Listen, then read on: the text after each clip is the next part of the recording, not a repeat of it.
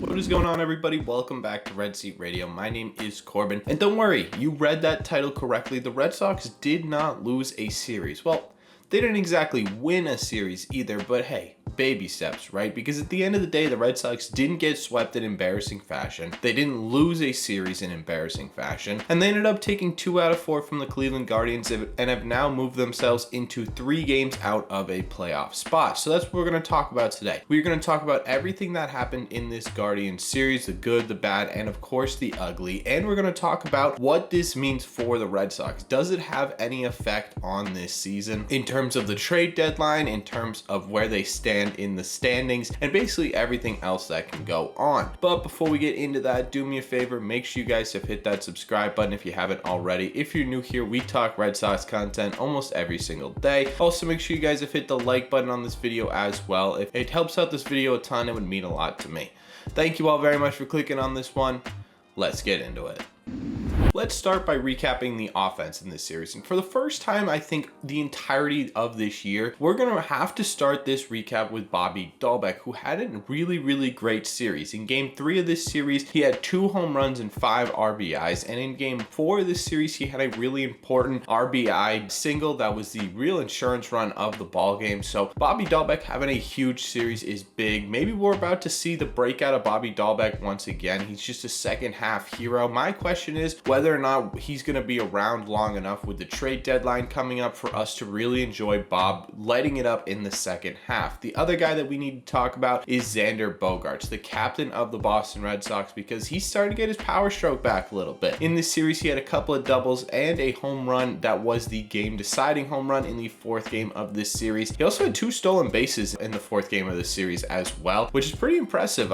We're not really used to Xander Bogaerts being a speed demon or anything, so watching him trying to cause a little havoc on the base pass is really fun to see. It was also told to us at the end of this series that Xander Bogaerts was told that the Red Sox will not be trading him at the deadline. Now, I don't know how much you guys trust the front office, but personally, I think this is a pretty good sign that he isn't going anywhere, which is really great to hear. You had Christian Vazquez also having a couple RBIs in this game as well. Christian Vazquez is very slowly and kind of quietly putting together a really great offensive season. Couple that with his pretty decent defense, and he's been a great catcher for us this year. Other than that, you had RBI double by Verdugo, you had an RBI single by Sanchez, Plawecki had an RBI double, Cordero had an RBI double, and all in all, I cannot be upset with this offense in this series. Could they have done more in some games? Yeah, of course they could, but all in all, I think the fact that we have so many people on the IL right now, especially really important guys in the heart of this lineup. JD Martinez is still trying to battle back from his back spasms, although he's starting to put good swings on the ball. The guys who needed to step up in this series, and really since the second half of the All-Star break, have finally stepped up and really done something offensively, and to me that's a really great sign. So again, all in all, I would say that the offense was pretty good. I wouldn't say it was the greatest offense in the world like we saw in June, but this was a good sign, especially with those guys coming back soon. Now, before we get into pitching, what I do want to do is yet again for the 3rd or 4th series in a row, we are making a blooper reel video, mostly because there were still so many errors on defense, and it has been killing this Red Sox team. They could have probably won this series 3-1 had they not had so many errors.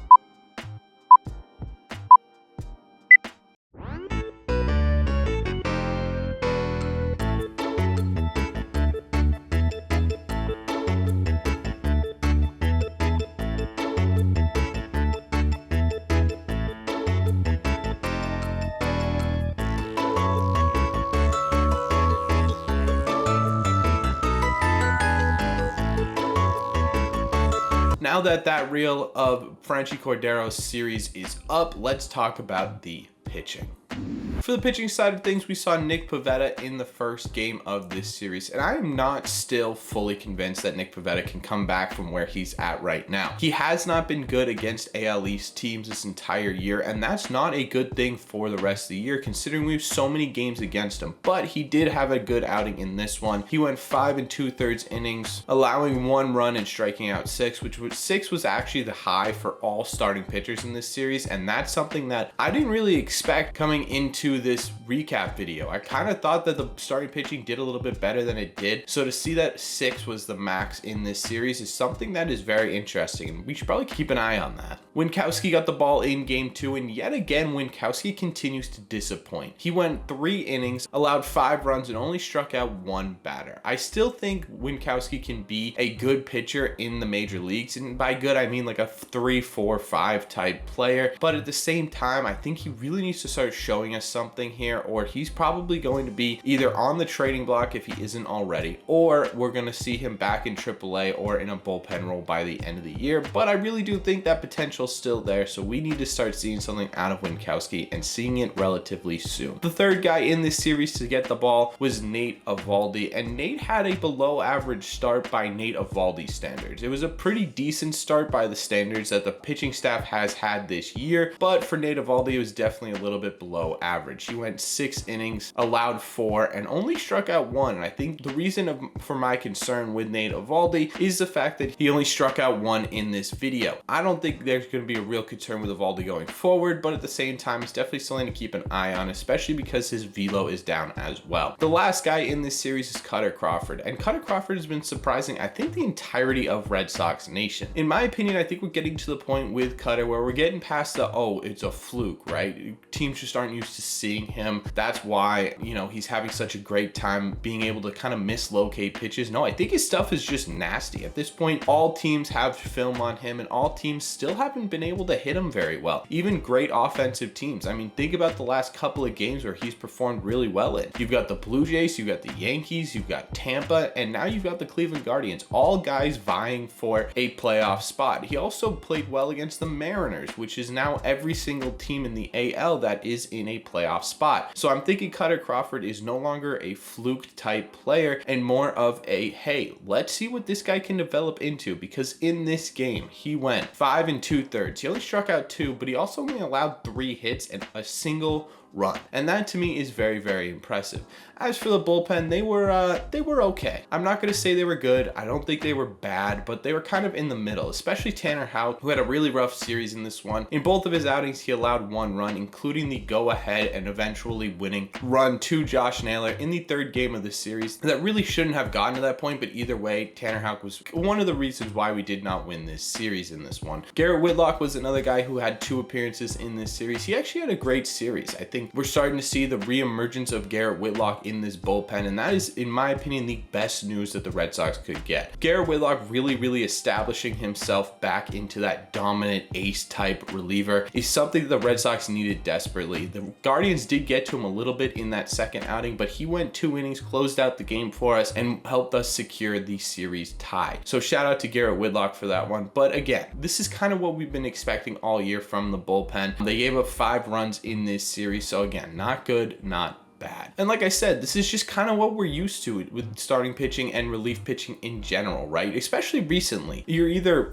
completely out of the game in the first 4 innings. There's really no point in even watching if you're up by 7-2 in the 4th, or you have a lead or the game is close and now you're biting your nails on the edge of your seat for the last 4 innings of these games. Sometimes that works, sometimes it doesn't, and that's kind of what we've been used to all year. It sucks that we had to get used to that. Hopefully maybe that changes at the deadline. I'm not entirely confident that it will, but it's what we've been seeing all year. So are you guys really shocked by this assessment? Probably not. The big question right now is this series enough to sway opinions of people who think that the Red Sox are fully done, they're fully out of this? And more importantly, is it enough to sway the front office into being buyers at the deadline and into believing in this team? The short answer, probably not. I think that the fact that they didn't win this series, I think that the fact that even though they did better in this series than we have seen in other series, especially in the last couple of weeks, they still have those flaws. Those flaws are still prevalent. And for the 3rd series in the last 4, we've made a blooper reel about the errors on this team. And I think that's something that's absolutely killing them. And I don't know if there's enough moves that can be done at the deadline to fully fill those holes. And I just don't see that the front office is sitting there being like, yes, we tied the Cleveland Cleveland Guardians. This is what we needed. Let's go get the big guns, right? And I don't see a lot of you guys saying, yes, we tied the Cleveland Guardians. This is it. Our season starts today, right? That just to me doesn't seem like it's happening very much. Now there is reasons to be optimistic. The Red Sox are back to 500. The Red Sox didn't lose a series. The Red Sox had guys that we've been wanting to step up for a while now, especially with the guys on the IL. And for the final thing is that the Red Sox are still only 3 games out of this. There are only 3 games separating us from the Tampa Bay Rays in that final wild card spot. One decent series and you are a half game out of this wild card race. At the end of the day, right, this is probably going to be what we're talking about for the rest of the year. Will the Red Sox be able to sneak their way into a playoff spot? And if so, how are they going to get there? And that's kind of what the basis of this channel is going to be for the next 2 or 3 months. So let me know in the comment section down below. What do you guys think of this series? What do you guys think of the issues? What do you guys think of the good things? What were there bad things that I didn't mention that you guys didn't see? Let me know what your thoughts are on the state of the Red Sox in general right now. Where do you see this team going in this season after this series? Let me know all your thoughts down below. As always, if you've made it to the end of this video, do me a favor, make sure you guys have hit that subscribe button if you haven't already. Like I said, if you're new here, we talk Red Sox almost every single day. It would mean a lot to me if you guys hit that subscribe button. Also, make sure you guys are hitting the like button as well. It helps out these videos a ton. And if you want to do me a huge favor, share this with a friend or family member who loves the Red Sox as much as you do, as it would help this channel out immensely. Thank you all very much for clicking on this one, and I will see you in the red seats.